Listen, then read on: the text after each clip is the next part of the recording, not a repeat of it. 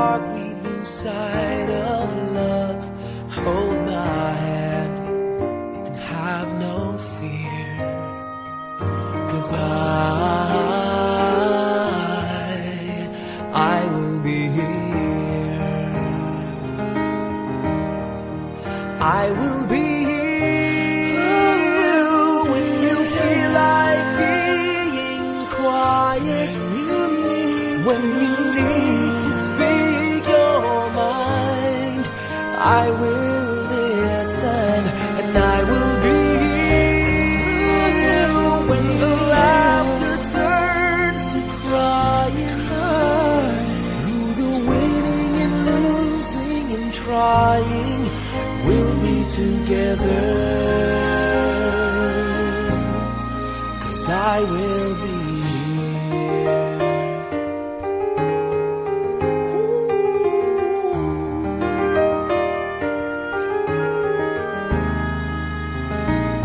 Tomorrow morning, if you wake up and the future is unclear,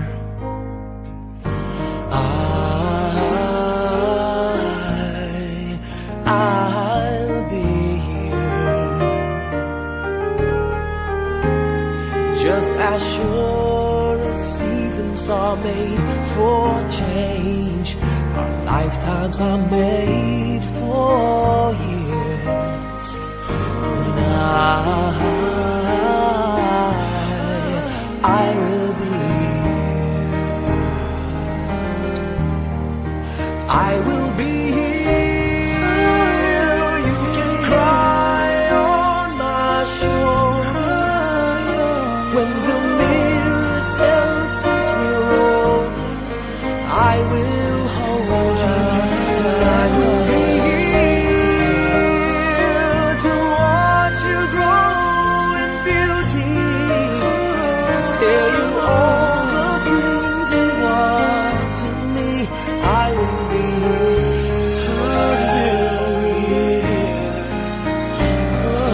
I will be true to the promise I have made to you and to the one who gave you to me.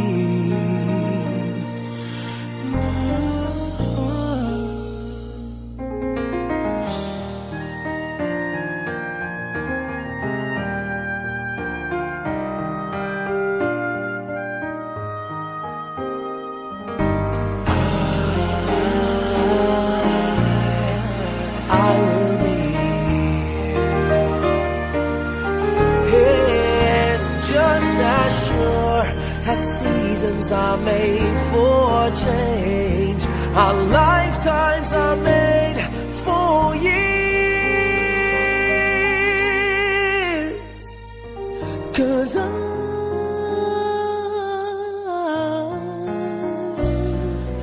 I will be here, we'll be together forever, 'cause I will be here. I will be here. I will be here.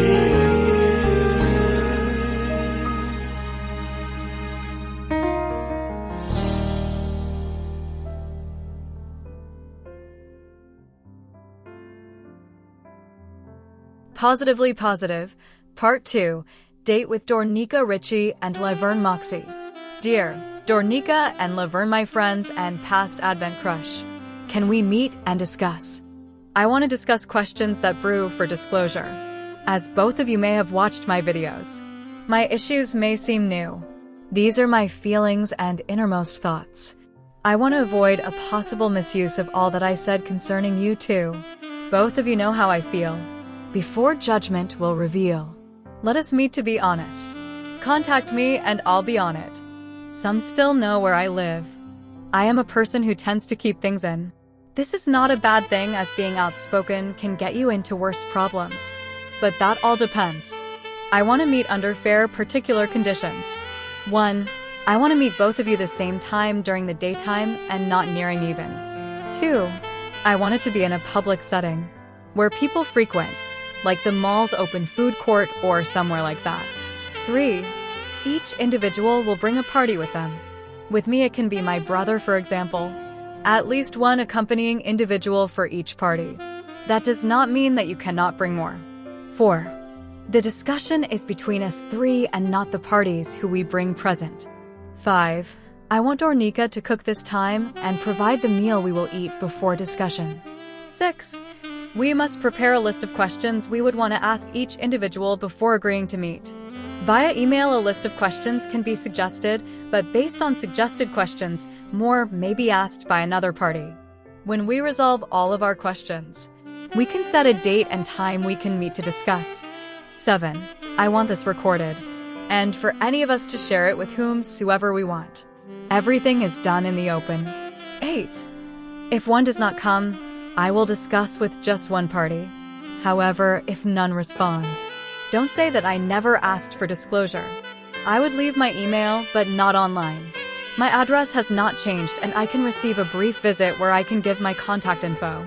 Usually, I never respond to any from cars or in passing on the streets.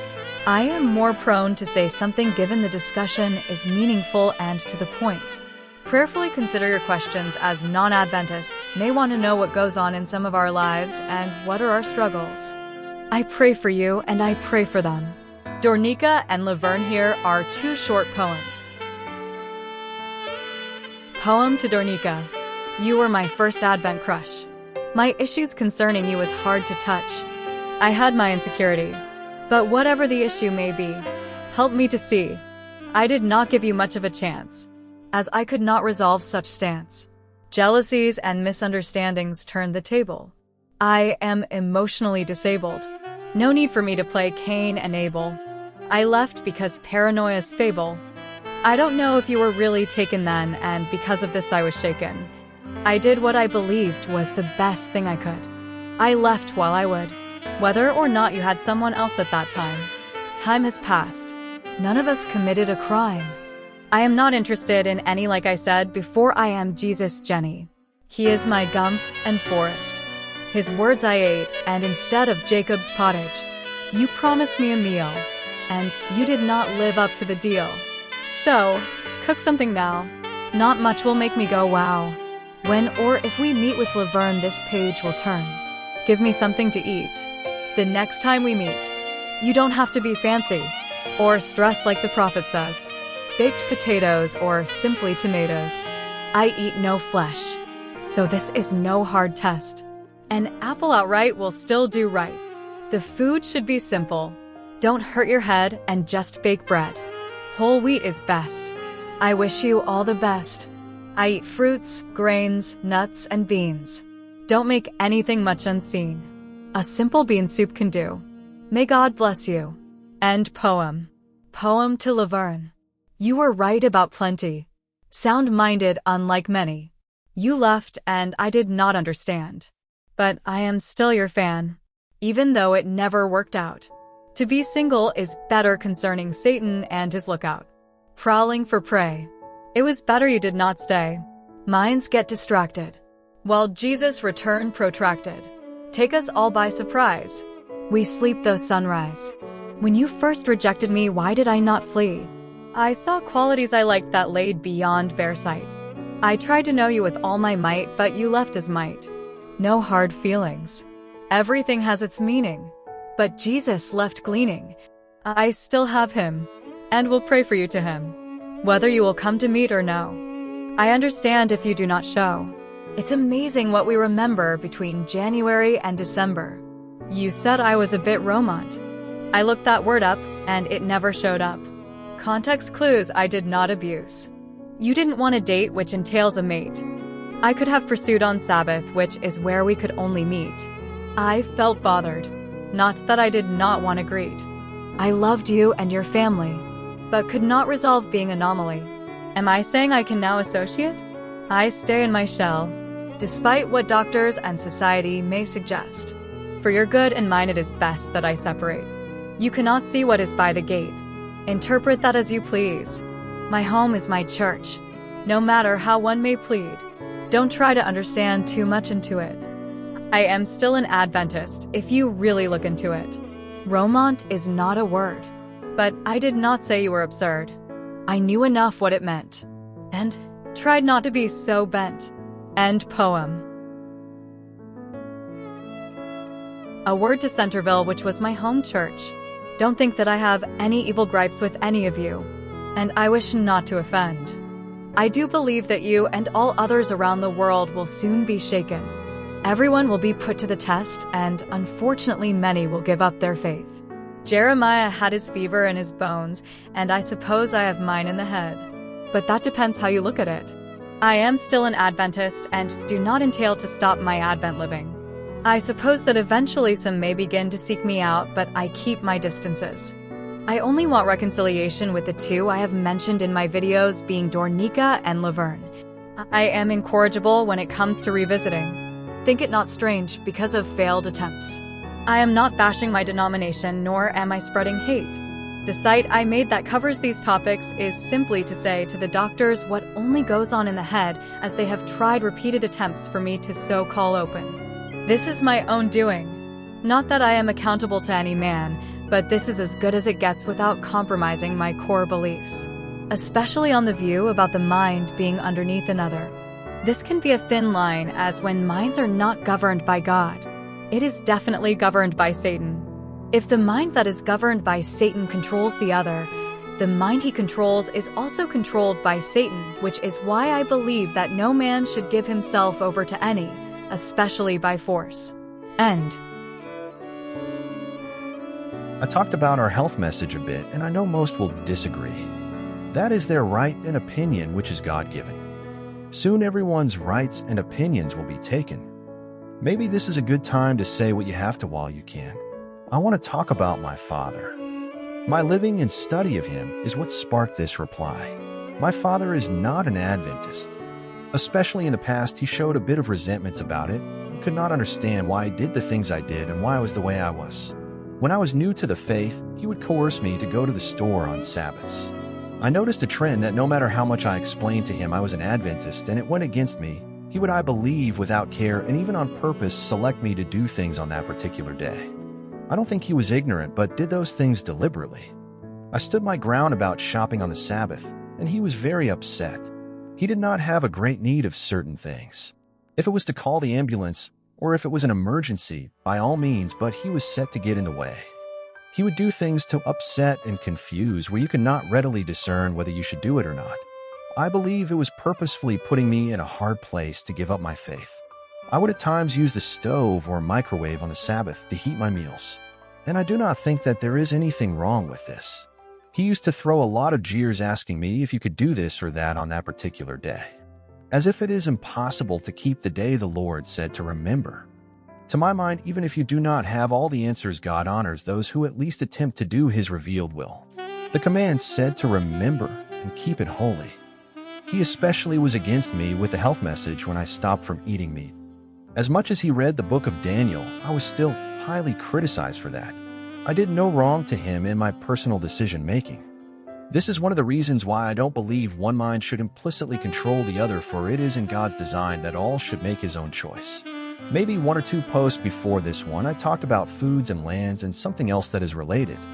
On every point, he is used to try the things as say. I don't think he has yet watched these videos, but even so, his sentiments may not be too far off.